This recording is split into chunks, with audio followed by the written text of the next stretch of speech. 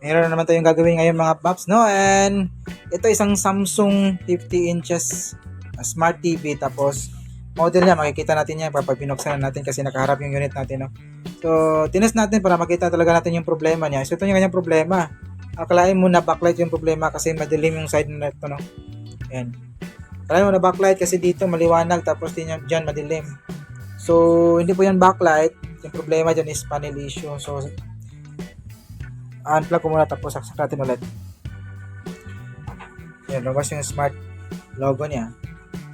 Tignan natin.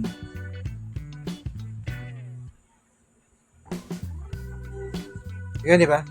Ayun, oh. Parang delay yung display dito sa may right side natin kasi nakaharap yung unit.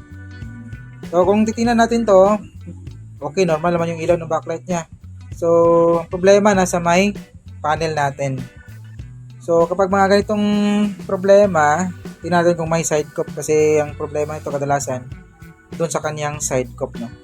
So, buksan muna natin. Ito, binuksan na po natin, no, and model pala nito. Kalimutan natin.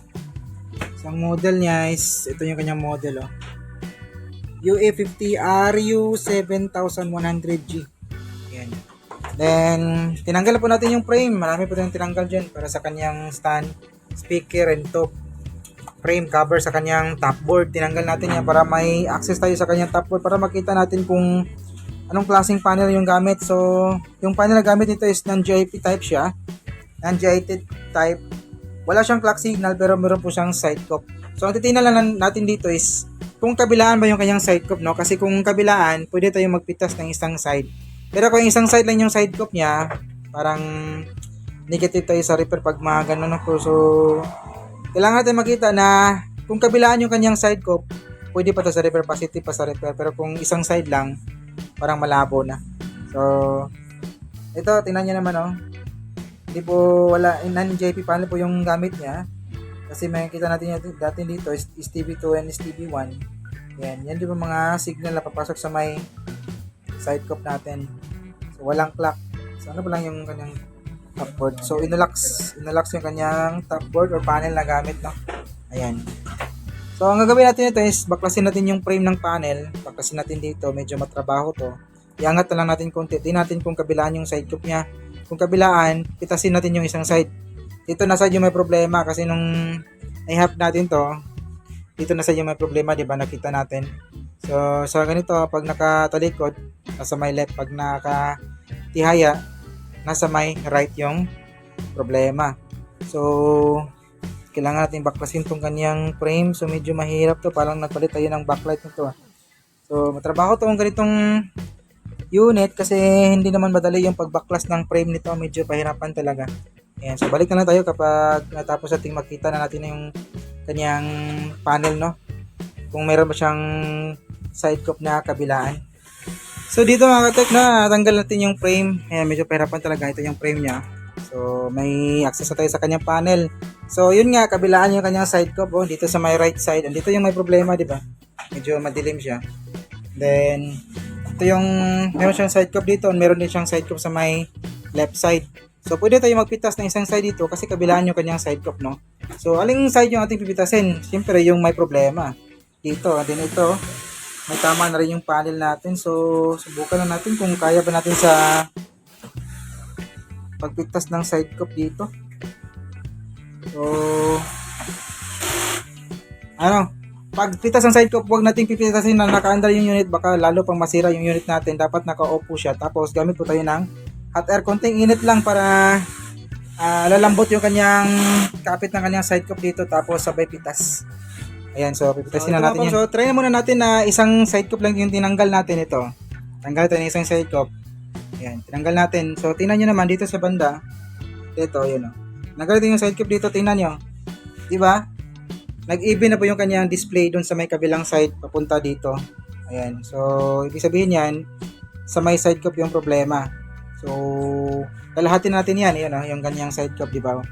1, 2, 3, 4, 5, 6. So, aning na side cup, tinanggal natin yung isa. So, 5 na lang yung natira. Ayan o, parang nag-divided yung screen natin. 1, 2, 3, 4, 5. And, pinaka-safety na nito, huwag tayong feeling, expert. So kailangan naka-off talaga yung unit para sigurado na walang mangyayaring di maganda, baka lalo pang masira yung panel, no. Huwag natin gayahin yung mga ibang tutorials dyan na naka-under habang pinipitas yung side cup. Kasi yan, mga expert yan sila. Tayo hindi pa expert eh. So kailangan natin patayin to para siguro tayong walang magiging aberya or magiging problema. Ayan. So i-off na natin yung unit, tapos bubunutin na natin lahat yung kanyang mga side cup gamit ng hot air. Ayan, saglit lang.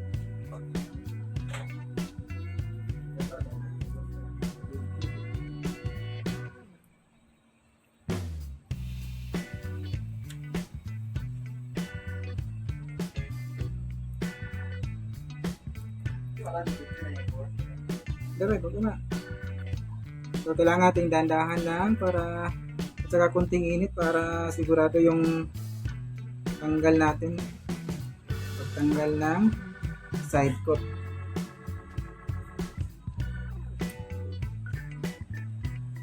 Yun.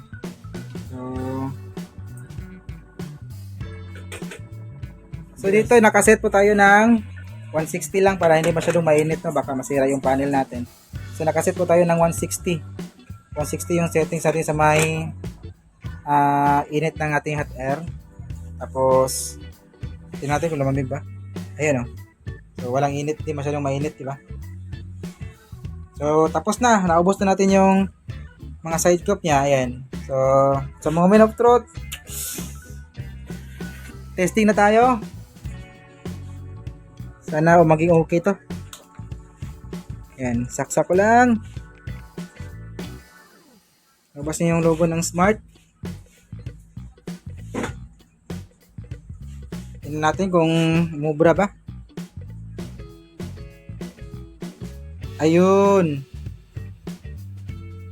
Ayun, oh. So back to normal na ulit yung unit natin, di ba? So 6 na side cup yung tinanggal natin. Yung dito, ayun, meron ng tama talaga. Yun yung dahilan kung bakit ganun yung kanyang resulta. So nung matanggal natin ang side cup, so balik normal siya yung unit natin, di ba? So to make tandaan niyo, dapat kabilaan yung side cup. Pwede tayong magpitas ng isang side kung kabilaan yung side cup. Pero kung isang side lang yung side cup, kung dito lang yung side cup niya, hindi tayo pwedeng magpitas. Ang pwede dyan is mag-bypass. Pwede tayo mag-bypass dyan kung merong open na linya. Ayun. So, ito yung remote, no? Ito, hindi ko napapakita sa inyo kung paano pagsara kasi matrabaho yung pagsara nito. So, at least nakuha natin yung main problema niya na panel issue, yung dark side sa may side na to. So, ngayon, even na po siya yung kanyang ilaw, diba? So, parang kanina, tinan natin parang backlight yung problema, pero mga ganung problema, kapag meron siyang delay, yung kanyang display, parang may delay sa side na to, problema niyan is sa may panel. So dito, kabila yung side cup, so sa may side cup yung problema. Pero kung JP panel po to, problema pag ganun is sa kanyang clock signal. Ayan. So sana kahit pa paano may nakuha kayong ideas sa itong ginawa ngayong mga katekno. Ayan, hanggang dito na yung video natin. Maraming salamat sa mga tiyaga nanonood, no? Make it as always, until your service, Ryan Kusit. See you in the next video. Bye-bye.